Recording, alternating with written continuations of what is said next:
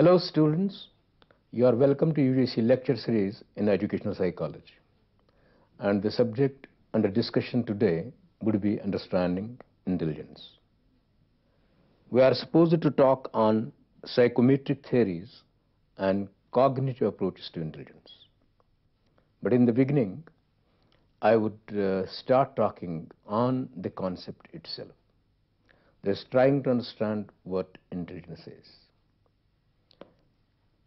Interestingly, such a great and important concept like intelligence, we don't have a consensus on what actually exactly it means. If we look at the dictionary meaning of intelligence, we'd find that this is a capacity to acquire knowledge and to apply it.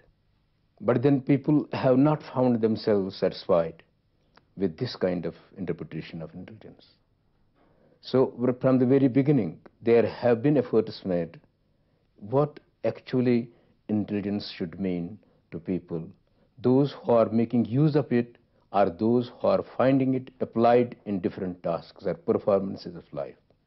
Earlier, P.E. Werner, who is a very distinguished name in intelligence psychology as such, has tried to find out ways in which intelligence concept could be understood. And his ways were three in number. One, that there can be a biological interpretation of intelligence.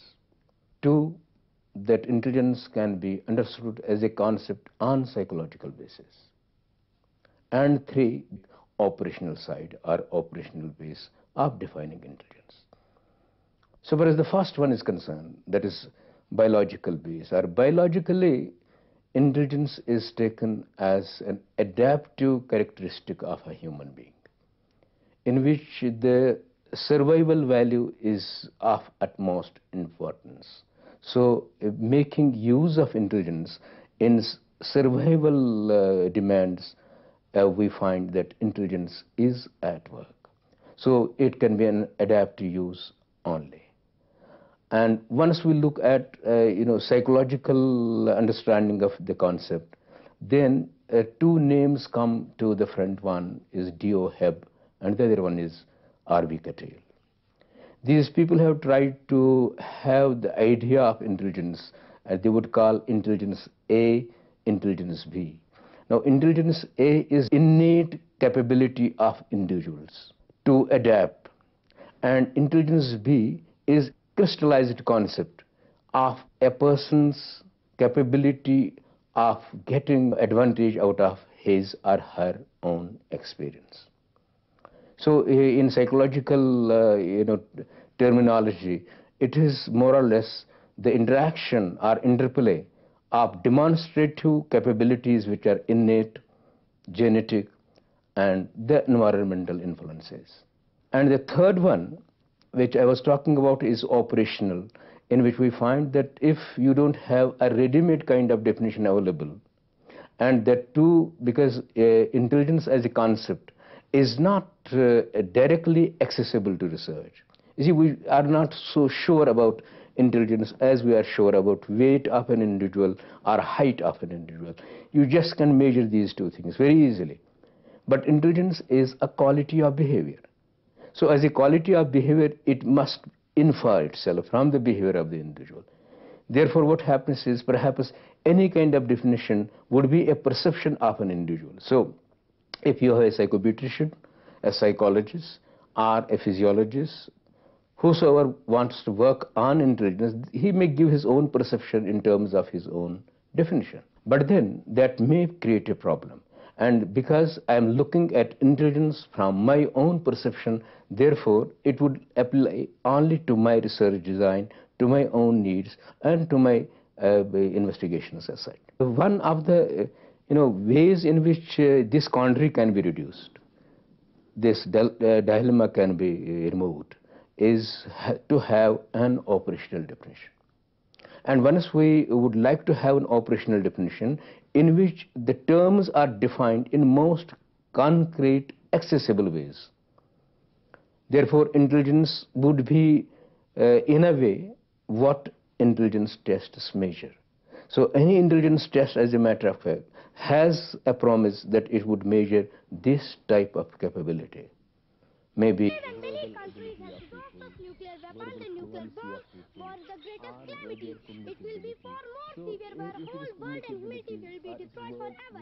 It will cause wholesale destruction. All the people, the young and the old, woman or child, will be equally... So this was one way that was actually classed into three types of categories by P.E. Vernon. The other one is Freeman's effort, and Freeman too has given us three different ways in which we can understand the concept of intelligence. One is, first is adaptability. That is, all those definitions which put together would lead us to the conclusion that the person who is shown or seen or demonstrating his capability to adapt to the environment, adjust to the situations in which he finds himself, we find that he is making use of intelligence. So that is adaptive use of intelligence as Freeman would talk. Basically, this is adjustment-based definition of intelligence. Then we have another way in which we can look at the construct is that of it is an ability to carry on abstract thinking. Primarily, of course, people would start talking of intelligence in terms of abstract thinking, in which the use of symbols, the use of words, the use of numericals, a number of things that we have gotten through our own experiences made use of. So abstract thinking would be perhaps an ability which would be developed in such a manner that finally would conclude or say that this is intelligence in operation. And third one is ability to learn. Now, so far as the ability to learn, it completely equates itself with the operational kind of definition. So if we take ability, intelligence is ability to learn, then perhaps we conclude that ability to learn is a very comprehensive kind of definition. So even if you believe in a survival test of the intelligence theory, you believe in intelligence A or intelligence B, or you believe in the adaptive factors included in intelligence, ability to learn covers all. So therefore, for this kind of discussion that I am having with you today, students, I am adopting this definition, that is ability to learn for this context in which this lecture is being delivered. Now this is getting a bit of idea, very brief of course, what intelligence is. Now coming to the second, rather this is the primary topic that we are dealing with, is what is the psychometric approach to intelligence, and second, what is the cognitive way of dealing with intelligence. If we look at first at psychometric approach to intelligence, we'll find in a very precise way, it is an effort to rather to define or to understand what intelligence is. When we talk of theories, you see, number of people put together, if you find that there is a homogeneity of ideas on certain concept, you would form or make it a kind of a theory, that a class of people, a group of people are thinking together, thinking alike, maybe based on their own perceptions, maybe based on their experimental investigations or whatever, they give you a theory. So far as the psychometricians are concerned, they were not only giving us the theories, whether it was on learning, whether it was on intelligence, whether one is on personality, whatever. The basic thing that runs, you see, wherever you find psychometricians at work, is that they actually are working with some kind of, measurement of intelligence as such, or the measurement of the concept as such.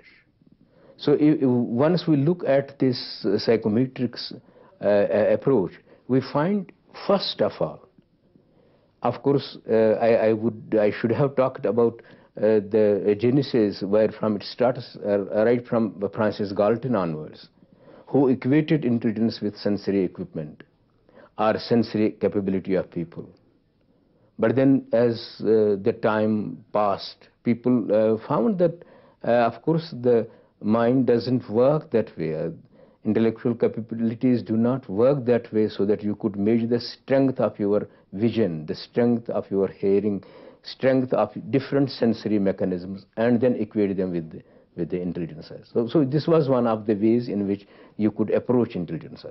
But once the psychometricians came to the front, particularly Superman's two-factor theory, in which factor 1 is G factor, that is general mental ability, means as if there is a general energy system which can be modeled as energy connected with intelligence as such. Or that the whole thing, you have general mental ability, which is available with all of us, maybe in different degrees. We can have this kind of characteristic, that is mental ability in terms of general factor, fairly normally distributed over population.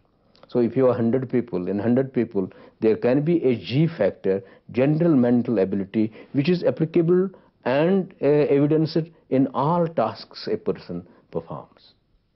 But then against this G factor, he has been able to find out or identify some S factors also, which are specific factors. So a person would be having a smart say kind of ability for doing mechanical work, the other one for doing numerical or mathematical work. The S factor of this particular person, which is numerical, must be strong. So we have G factors and we have an S factor or S factors in different individuals, which are found in different types of tasks available. Interesting thing that has come to research very recently, I mean in 1970s, the fact is that in some of the cases, people found that for job satisfaction or for job placement or for job aptitude, the expectation was that people with S factor high would fit in different types of jobs. But on the contrary, people found no, it was G factor. So the G factor was taken to be conclusive factor for entry into a job. But this is one kind of controversy still existing, and people are researching out. So far, G and S compartmentalization is concerned, how far does it stand? The second theory that is a very important theory after G factor was really the kind of path showing in the direction of intelligence or theories and researches on intelligence. And this was presented by L.L. Thurston. This L.L. Thurston's scheme or his model is taken as primary mental abilities theory.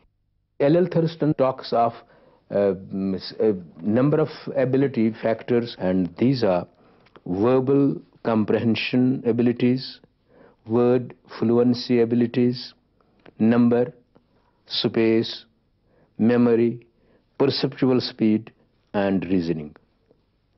And these are primary mental abilities which he has been able to find out and present to the people. Actually, these factors, once we talk of these factors that are the abilities that he has given, Thurston has given, these are primary, these are fundamental. So if we talk of numerical ability, and if numerical ability is with us, fluency or word fluency ability with us, means that these are primary givens with which we start.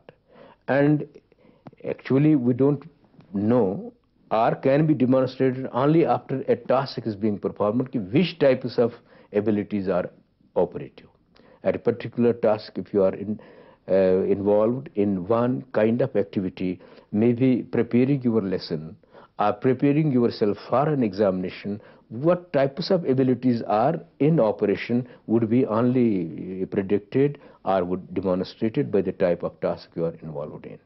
So L.L. Thurston did talk of primary mental abilities. So individual tests could be constructed, which actually were constructed to find out these different types of primary mental abilities existing in individuals.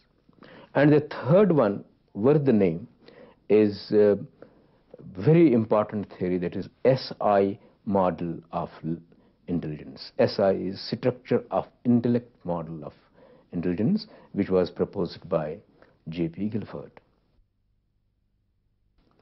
He talks first of some capabilities with which individuals start, givens. Like for instance, we have an ability to recognize things, therefore ability of cognition.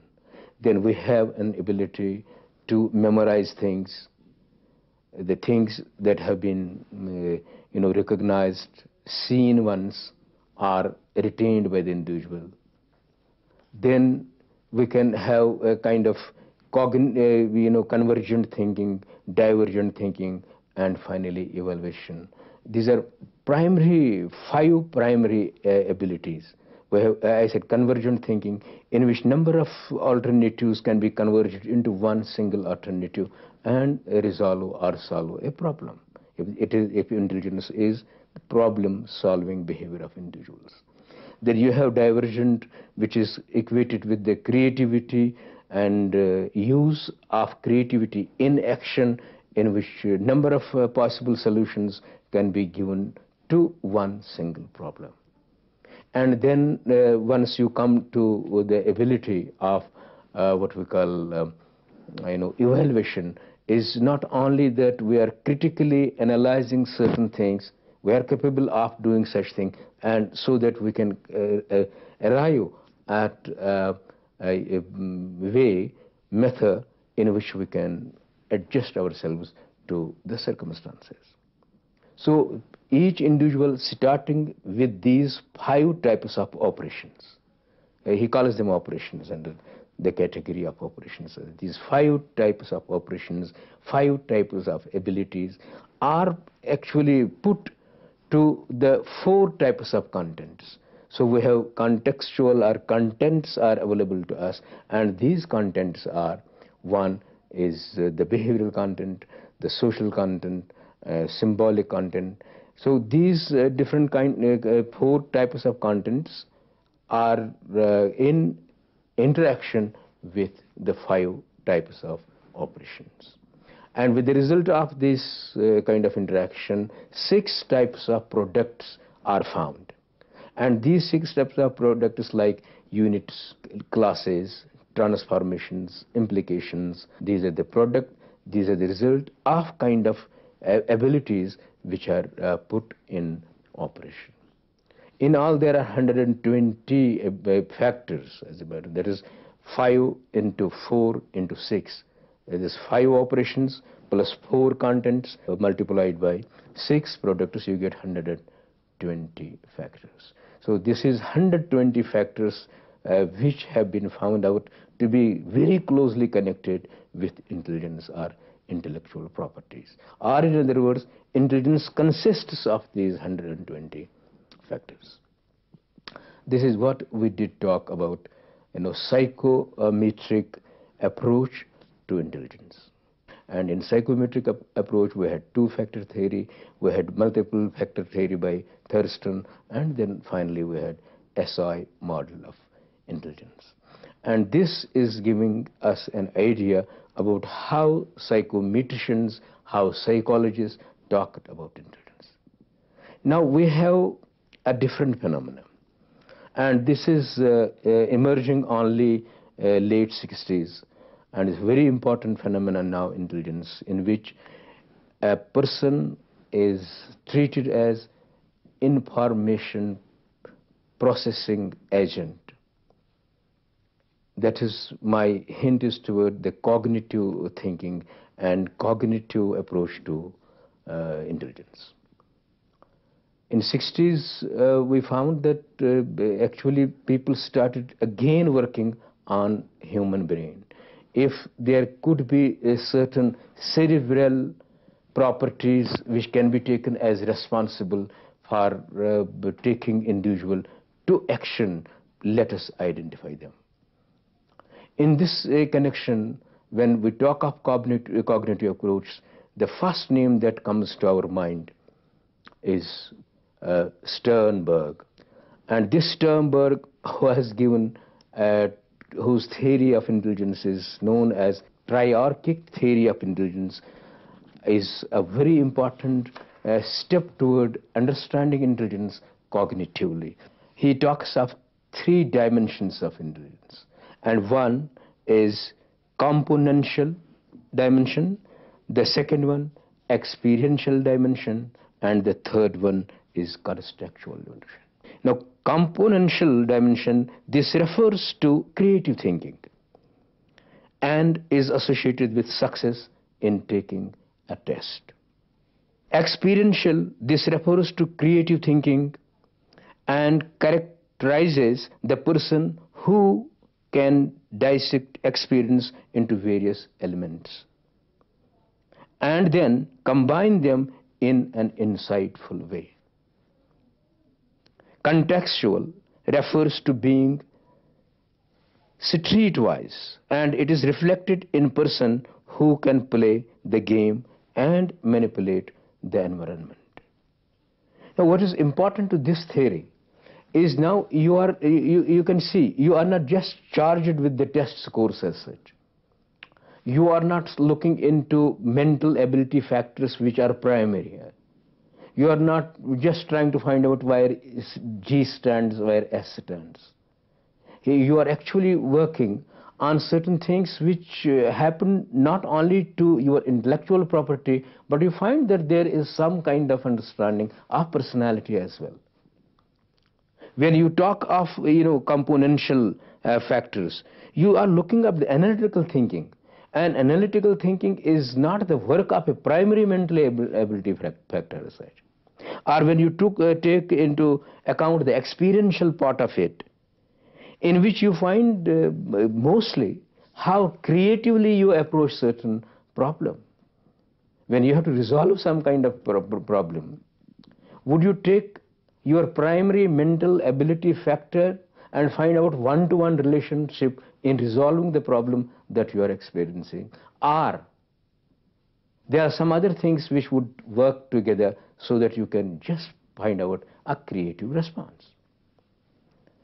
And also, the talks are with reference to a context. It's not contextual free response. When we talk of intelligence, it can't be contextual free response, but then you have to take care of how we act in a particular situation, in a particular location, which in itself has an effect, not only the act of doing a thing, but the act of thinking about the thing. This is how Professor Sternberg thought of intelligence. To talk of cognitive approach to intelligence, that was given by Dr. Gardner in 1983.